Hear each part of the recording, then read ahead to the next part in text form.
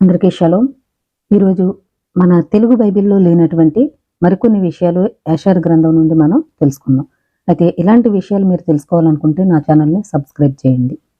మరియు కరువు ప్రతి దేశమందు భారమైనందున కానాను, ఫిలిష్తీయ, యోర్దాను అవతలనున్న వారు తూర్పు దేశస్థులు ఐగుప్తుకు దగ్గర మరియు దూరముననున్న సమస్త దేశముల వారు ధాన్యము ఐగుప్తులోనున్నదని తెలుసుకొని ధాన్యము కొనుటకు ఐగుప్తుకు వచ్చిరి. అంటే ఐగుప్తులో ఫరోకు వచ్చినటువంటి కలను బట్టి అక్కడ 7 సంవత్సరాలు కరువు రావడం అనేది జరిగింది. ఆ సమయంలో చుట్టూ ఉన్నటువంటి ప్రతి దేశంలో కూడా కరువు రావడం అనేది జరిగింది. అయితే చుట్టుపట్ల ఉన్నటువంటి ప్రతి ప్రాంతం వారు కూడా ఐగుప్తుకు వచ్చి ఈ యొక్క ధాన్యం కొనడం అనేది జరుగుతుంది. యోసేపు తన వద్దనున్న ధాన్యాగారములను తెరిచి వాటిపై అధికారులను నియమించెను. ప్రతిదినము వచ్చి వారందరికీ ధాన్యమును అమ్ముచుండెడి వారు. యోసేపు తన అన్నలు కూడా కరువు ప్రబలినందున వారు ఐగుప్తుకు వచ్చి ధాన్యమును కొనుటకు వచ్చిరని తెలుసుకొనెను. యోసేపు తన ప్రజలందరికీ ఒక ప్రకటన చేస్తూ దేశమంతటా ఇట్లు ఆజ్ఞాపించెను. ఐగుప్తు దేశము నుండి ధాన్యమును కొనుగోలు చేయువారందరూ వారి సేవకులను పంపరాదు. వారు స్వయంగా గాని వారి కుమారులను గాని పంపవచ్చును. మరియు ఎవరైనా కానానీయులు గాని ఐగుప్తుకు వచ్చి ధాన్యమును కొని దాన్ని తీసుకొని వెళ్లి తమ దేశమందు అమ్మవారిని చంపెదము. వారు తమ కుటుంబ పోషణ నిమిత్తము మాత్రమే ధాన్యమును కొనవలెను అని ఇక్కడ సేవకులకి యోసేపు ఆజ్ఞాపించడం అనేది జరిగింది. యోసేపు ఐగుప్తు పట్టణ ద్వారముల వద్ద కాపలాదారులను ఉంచెను. వారికిట్లు ఆజ్ఞాపించెను. ఎవరైనాను ధాన్యము కొనడానికి వచ్చిన వారిని వారి పేరు, వారి తండ్రి పేరు, వారి తండ్రి పేరు రాసే వరకు పట్టణంలోనికి ప్రవేశింపనివ్వరాదు అని అక్కడ ఆజ్ఞాపించడం అనేది జరిగింది. అలా వ్రాసిన వారి పేర్లు ప్రతిదినము సాయంత్రమునకు నాకు అందించవలెను. వారి పేర్లు నేను తెలుసుకోనవలెను అని అక్కడ కాపలాదారులకు చెప్పడం అనేది జరిగింది. ఎందుకంటే వారు అన్నలు కూడా వస్తారు అనేటువంటి ఆశతో ఆయన ఆ విధంగా పెట్టడం జరిగింది. అలా ఐగుప్తు పట్టణమంతయు అధికారులను నియమించి వారందరికీ ఈ పనులన్నయు చేయనాజ్ఞాపించెను. యోసేపు ఈ పనులన్నిటినీ చేసి తన అన్నలు ఐగుప్తునకు ధాన్యము కొనడానికి వచ్చినది తెలుసుకున్నట్లు శాసనములు చేసెను. ఇవన్నీ యోసేపు వారందరికీ ఆజ్ఞాపించినట్లు ప్రతిదినము చేయు ప్రకటనలు ఐగుప్తునకు వచ్చేటట్లు శాసించెను. భూమికి తూర్పున పడమరనున్న దేశ ప్రజలందరూ ఈ శాసనములన్నీ విని ఐగుప్తులో యోసేపు చేసిన నిబంధనలన్నిటినీ అంగీకరించి పలు దేశ ప్రజలందరూ ఐగుప్తునకు వచ్చి ధాన్యమును ప్రతిదినము కొని వెళ్ళిచుండెడివారు. యోసేపు ఐగుప్తునందు నియమించిన అధికారులందరూ తమకు ఆజ్ఞాపించినట్లే ఐగుప్తునకు ధాన్యము కొనుటకు వచ్చి వారందరి పేర్లు, వారి తండ్రుల పేర్లు తెలుసుకుని వ్రాయించి వాటిని ప్రతిదినము సాయంత్రమునకు యోసేపు ముందుకు తెచ్చుచుండిరి. పిమ్మట వారిపై కూడా కరువు ప్రబలినందున యాకోబు ఐగుప్తునందు ధాన్యమున్నదన్న సంగతి విని తరువాత అతని కుమారులను ఐగుప్తునకు పోయి ధాన్యము కొని రమ్మని పిలువగా వారితో ఇట్లనెను. చూడుడి, ఇదిగో ఐగుప్తులో ధాన్యమున్నదని భూజనులందరూ అక్కడికి పోయి కొనుచున్నారని వింటిని. కాబట్టి మీరిప్పుడు మిగతా భూజనుల వలె ఐగుప్తునకు పోయి మనము చావకుండునట్లు కొద్దిగా ధాన్యము కొనుక్కొని రమ్ము. అంటే కానాను దేశంలో కూడా కరువు రావడం వల్ల యాకోబు వారి కుమారుల్ని పిలిచి మీరు ఐగుప్తుకు వెళ్లి ధాన్యం తీసుకుని రండి అని వారికి చెప్పడం అనేది జరిగింది. యాకోబు కుమారులు తమ తండ్రి మాట విని వారు లేచి మిగతా జనుల వలె ఐగుప్తునకు ధాన్యమును కొనుటకు వెళ్ళిరి. యాకోబు వారితో మీరు మిగతా జనుల వలె ఒక ద్వారము గుండానే పట్టణమందు ప్రవేశింపవద్దు. యాకోబు కుమారులు తమ తండ్రి తమకు ఆజ్ఞాపించినట్లే ఐగుప్తులో ప్రవేశించిది. యాకోబు మాత్రము బెన్యామీనును పంపలేదు. తన అన్నకు జరిగినట్లు మార్గంలో ప్రమాదము జరుగునేమోనను భయముతో యాకోబు తన 10 మంది కుమారులనే పంపెను. యాకోబు కుమారులు మార్గము వెంబడి పోవుచున్నప్పుడు వారు యోసేపునకు చేసిన దానిని బట్టి పశ్చాత్తాపపడిరి. మన తమ్ముడు యోసేపు ఐగుప్తునకు వెళ్ళినట్లు మనకు తెలియను. ఇప్పుడు మనము వెళ్ళిన చోట అతని గురించి వెతుకుదాము. మనం అతనిని కనుగొంటే అతని యజమానునికి మూల్యము చెల్లించి మనం అతనిని తీసుకుని పోయేదము. అలా కాకపోయినట్లయితే బలవంతంగానైనాను తీసుకుని పోయేదము. అవసరమైతే అతని కోసము మనము చనిపోయేదము అని ఈ విధంగా వారు మాట్లాడుకోవడం అనేది జరిగింది. యోసేపు నిమిత్తము బలము పుంజుకొని అతనిని తన యజమానిని చేతిలో నుండి విడిపించుటకు సిద్ధపడిరి. యాకోబు కుమారులు ఐగుప్తునకు వెళ్లి వారు ఒకరినొకరు వేరుపడి ఐగుప్తు 10 ద్వారముల ద్వారా వారు లోనికి ప్రవేశించిరి. ద్వార కాపరులు వారి పేర్లు రాసుకొని వాటిని సాయంకాలమునకు యోసేపు నొద్దకు తెచ్చిరి. యోసేపు వారి పేర్లు ద్వార కాపరుల యొద్ద నుండి తీసుకొని చదివి తన అన్నలు 10 ద్వారముల గుండా ప్రవేశించిరని తెలుసుకుని యోసేపు ఐగుప్తు దేశమంతటా ఒక ప్రకటన చేస్తూ ఆజ్ఞాపించెను. అంటే యాకోబు ఆయన యొక్క కుమారులకి ఆ విధంగా ఆజ్ఞాపించడం అనేది జరిగింది. మీరందరూ కలిసి ఒక మార్గంలో వెళ్ళొద్దు అని ఆయన చెప్పడం జరిగింది. కాబట్టి వారందరూ కూడా ఒక మార్గంలో వెళ్లకుండా 10 ద్వారాల గుండా వారు వెళ్ళడం అనేది జరిగింది. అయితే ద్వార పాలకులు తీసుకొచ్చినటువంటి వివరాలను బట్టి యోసేపు తన అన్నలు 10 ద్వారాల గుండా వచ్చారని ఆయన తెలుసుకోవడం జరిగింది. ధాన్యాగార కాపలాదారులంతా అన్ని ధాన్యాగారములను మూసివేసి ఒకటి మాత్రమే తెరిచి ఉంచవలెను. ఆ ఒక్క కొట్టు వద్దనే వచ్చిన వారందరూ కొనవలెను. యోసేపు అధికారులంతా యోసేపు చెప్పినట్లు ధాన్యాగారములన్నిటినీ మూసివేసి ఒకటి మాత్రమే తెరిచి ఉంచిరి. అంటే వారి అన్నల గురించి వారు ఒక్కచోటకే రావాలని ఆ విధంగా ఆజ్ఞాపించడం అనేది జరిగింది. యోసేపు తన అన్నల పేర్లు వ్రాసి ఆ తెరచిన కొట్టువాని చేతికిచ్చి, ఈ దినమున ధాన్యము కొనుటకు వచ్చిన వారి పేర్లు అడిగి, ఈ పేర్లున్న వారు మీ ముందుకు వస్తే వారిని బంధించి నా యొద్దకు పంపుమనగా వారట్లు చేసిరి. యోసేపు ధాన్యము అమ్మేటువంటి ప్రతి కొట్టుని మూయించేసి ఒక్కటి మాత్రమే తెరిచి ఉంచమని చెప్పారు. ఎందుకంటే అందరూ కూడా ఒక చోటకి వస్తారు అనేటువంటి ఉద్దేశంతో ఆ విధంగా చేయడం అనేది జరిగింది. వారి అన్నల పేర్లు రాసి ఆ యొక్క ధాన్యం అమ్మేటువంటి ఆయనకి ఇవ్వడం అనేది జరిగింది. ఈ పేర్లు ఉన్నటువంటి వ్యక్తులు వస్తే వారిని బంధించి నా దగ్గరికి తీసుకుని రండి అని ఆజ్ఞాపించడం జరిగింది. యాకోబు కుమారులు పట్టణంలోనికి వచ్చి వారందరూ కలుసుకొని వారు ధాన్యమును కొనక ముందు యోసేపును వెతుకుచుండిరి. వారు యోసేపు చాలా అందగాడై మంచి ముఖ సౌందర్యము గలవాడైనందున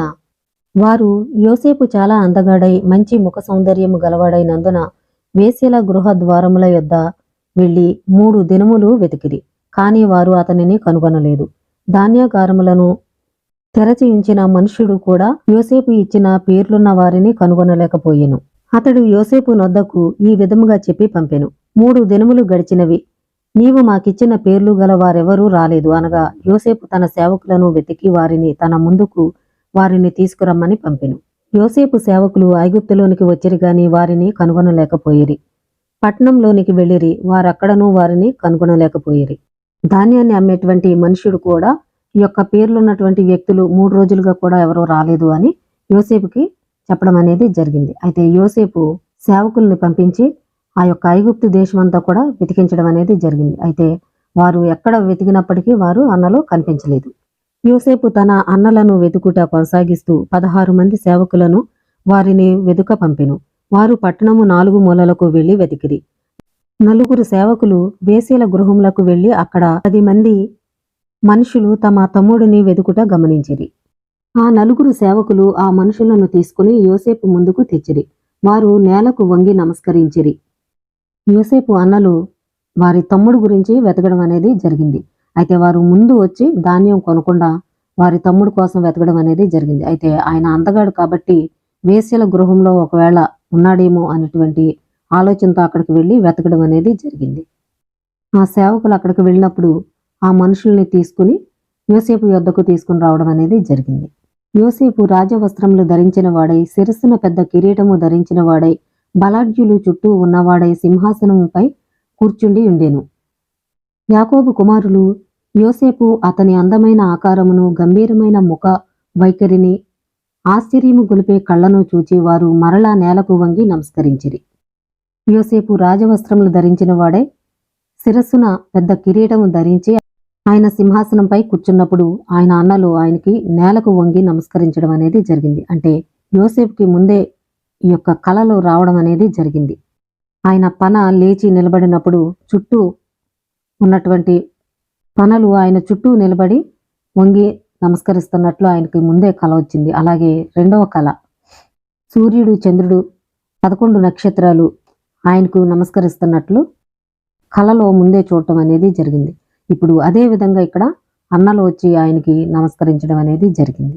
యోసేపు తన అన్నలను చూచి వారిని గుర్తించెను. కాని వారు యోసేపు వారి దృష్టిలో గొనుడై ఉన్నందున అతనిని గుర్తించలేకపోయిరి. యోసేపు వారితో మీరెక్కడ నుండి వచ్చి ఉన్నారని ప్రశ్నించగా వారంతా సమాధానముగా, నీ సేవకులమైన మేము కానాను నుండి వచ్చితిమి. భూమి అంతటా కరువు వచ్చినది గనుక మీ సేవకులమైన మేము ఐగుప్తులో ధాన్యమున్నదని విని అందరి వలనే మేమును ధాన్యము కొనుటకు వచ్చితిమి.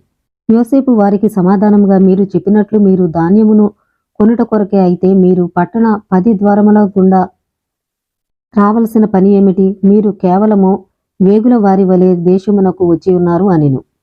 వారు ఏకస్వరముతో యోసేపుతో ఇట్లనెను, కాదు ప్రభు, అలా కాదు. మేము చెప్పినది సరి అయినదే.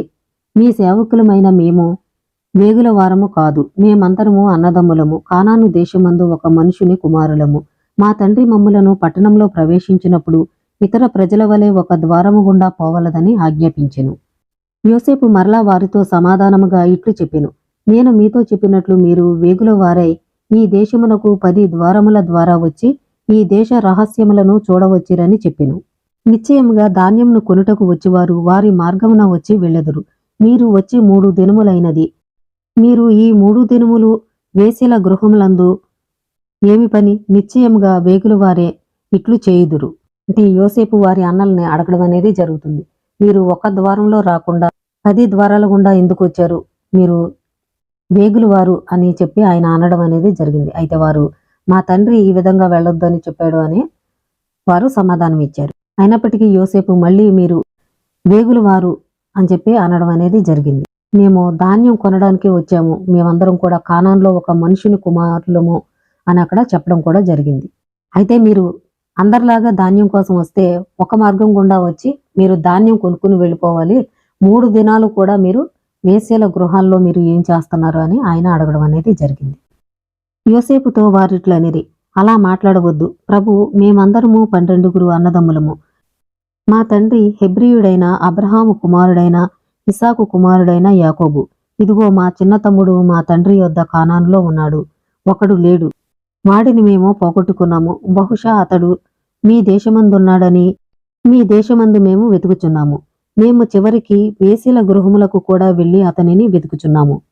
యోసేపు వారితో ఇట్లనెను, మీరతని కొరకు భూమి అందంతటను వెతకగా ఐగుప్తు మాత్రమే మిగిలి ఉండెనా? అయితే వేశ్యల గృహమునందు మీ తమ్మునికేమి పని? మీరు అన్నట్లుగా అబ్రహాము కుమారుడైన ఇసాకు కుమారుడైన యాకోబు కుమారుడు వేశ్యల గృహములందేమి చేయునో నాకు చెప్పలేదు. వారు అప్పుడు ఇట్లు చెప్పిరి, ఎందుకనగా ఇస్మాయేలీలు మా యొద్ద నుండి దొంగిలించి మా తమ్ముని ఐగుప్తునందు అమ్మివేసినట్లు తెలిసినది. నీ సేవకుడైన మా తమ్ముడు మంచి ముఖ వర్చస్సు కలవాడై మంచి అందగాడు. అందుచేత అతడు తప్పనిసరిగా వేశ్యల గృహములందుండునని మేము అనుకొని నీ సేవకులమైన మేము వేశ్యల గృహమునకు వెళ్లి వెతికి అతని కొరకు పరిహార సొమ్మును చెల్లించి తిరిగి తీసుకొని పోవచ్చుననుకుంటుమి అనిరి. యోసేపు అన్నలు ఈ విధంగా చెప్పడం అనేది జరిగింది. మీరు ధాన్యం కోసం వస్తే వేశ్యల గృహమందు మీకేం పని అని యోసేపు వారిని ఈ విధంగా అడగడం అనేది జరిగింది.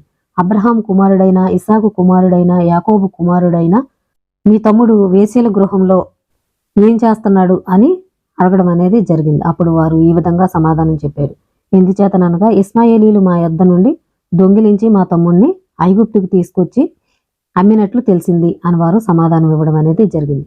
మా తమ్ముడు అందగాడు కాబట్టి వేశ్యల గృహంలో అమ్మేశారేమో అనేటువంటి అనుమానంతో అక్కడ వెతకడం జరుగుతుంది అని వారు సమాధానం ఇవ్వడం జరిగింది. యోసేపు ఇంకనూ వారికి సమాధానం ఇచ్చుచు, నిశ్చయముగా మీరు అసత్యమునే చెప్పుచుంటిరి. మీరు అబ్రహాము కుమారులని తెలుపుచున్నారు. అందుకే మీరు వేశ్యల గృహమునకు మీకు తెలియని ప్రదేశమునకు వెళ్ళితిరి. యోసేపు వారితో ఇట్లనెను, మీరతనిని కనుగొనినట్లయితే అతని యజమానుడు ఎక్కువ సొమ్ము కోరినట్లయితే అతని కొరకు ఆ సొమ్మును మీరిచ్చెదరా? అనగా ఆ సొమ్మును తప్పక చెల్లించెదమనిరి. అతను వారితో ఇట్లనెను, అతని యజమానుడు ఎక్కువ సొమ్ముకు కూడా అతనిని మీకియ్య ఇష్టపడకపోతే అతని నిమిత్తము మీరేమి చేయుదురు? అనగా ఆ సొమ్ముకు కూడా అతను మా తమ్ముణ్ణి ఇయ్యకుంటే మేము అతనిని చంపి మా తమ్ముణ్ణి తీసుకుని పోయేదమనిరి. యోసేపు వారితో ఇట్లనెను, అదే విషయము నేను మీతో చెప్పినది. మీరు వేగులవారు, మీరు ఐగుప్తీయులను చంపుటకే వచ్చారు. మీ సహోదరులలో 2 కానాను దేశమందలి షెకెము నివాసులందరినీ మీ చెల్లెలు నిమిత్తమే చంపెదరని వింటిమి. మీరు అట్లే ఐగుప్తీయులందరినీ మీ తమ్ముని నిమిత్తము చంపివేయడానికి ఇక్కడికి వచ్చితిరనెను. మీలో ఒకరిని ఇంటికి పంపి మీ చిన్న తమ్ముణ్ణి మీ తండ్రి దగ్గర నుండి నా యొద్దకు తెస్తే నేను మీరు చెప్పినది యథార్థమైన నమ్ముదును అని యోసేపు వారితో చెప్పడం అనేది జరిగింది. యోసేపు 70 మంది బలాఢ్యులను పిలిచి వారితో ఈ మనుషులను తీసుకుని నిర్బంధంలోనికి తీసుకోండని చెప్పెను. ఆ బలాఢ్యులు ఆ 10 మందిని తీసుకుని వారిని పట్టుకుని వారిని నిర్బంధంలోనికి తీసుకొనిరి. వారు అందు 3 దినములుంచిరి. 3వ దినమున వారిని బయటకు తెచ్చి యోసేపు వారితో ఇట్లనెను, మీరు యథార్థవంతులైతే మీరు జీవించులాగున ఇట్లు చేయుడి. మీలో ఒకరిని ఇక్కడ కారాగార గృహమునందు ఉంచి మిగతా వారు వెళ్లి మీ ధాన్యమును ఇంటికి తీసుకొని కానానుకు పొండి. మీరు మీ చిన్న తమ్ముణ్ణి తీసుకుని వచ్చిన తరువాత మిమ్ములను యథార్థవంతులని నమ్మెదను అని వారితో చెప్పడం అనేది జరిగింది. యోసేపు వారి నుండి బయటకు వెళ్లి తన గదిలోనికి వచ్చి వారిపైనున్న జాలితో గొప్ప దుఃఖంతో ఏడ్చెను. పిమ్మట తన ముఖము కడుగుకొని వారి యొద్దకు తిరిగి వచ్చెను. అప్పుడు సిమ్యోనును తీసుకుని అతనిని బంధించమని ఆజ్ఞాపించెను. సిమ్యోనునకు బంధింపబడుట ఇష్టములేక తను బహుగా శక్తిమంతుడైన కారణముగా అతనిని బంధింపలేకపోయిరి. యోసేపు తన బలాఢ్యులను 70 మంది శౌర్యులను పిలిచెను. వారు కత్తి దూసి అతని ముందుకు వచ్చిరి. యోసేపు వారిని 3 దినాలు బంధించడం అనేది జరిగింది. అయితే తర్వాత వారిని మీరు ధాన్యం తీసుకుని మీ కానాను దేశానికి వెళ్ళి మీ చిన్న తమ్ముడిని తీసుకుని రండి, అప్పుడు మీరు యథార్థవంతులని నేను నమ్ముతాను అని వారితో చెప్పడం అనేది జరిగింది. ఆయన తన సేవకులతో సిమ్యోనుని బంధించమని చెప్తారు. అయితే సిమ్యోను చాలా బలవంతుడు కాబట్టి ఆయన్ని బంధించలేకపోయారు. అప్పుడు 70 మంది బలాఢ్యుల్ని పిలిపించడం అనేది జరిగింది. ఆయన్ని బంధించారు. ఆ తర్వాత ఇంకా ఏం జరిగింది అనే విషయాలు తర్వాత వీడియోలో మనం తెలుసుకుందాం. ఇలాంటి మరిన్ని విషయాలు మీరు తెలుసుకోవాలనుకుంటే నా ఛానల్ని సబ్స్క్రైబ్ చేయండి. అందరికీ షలో.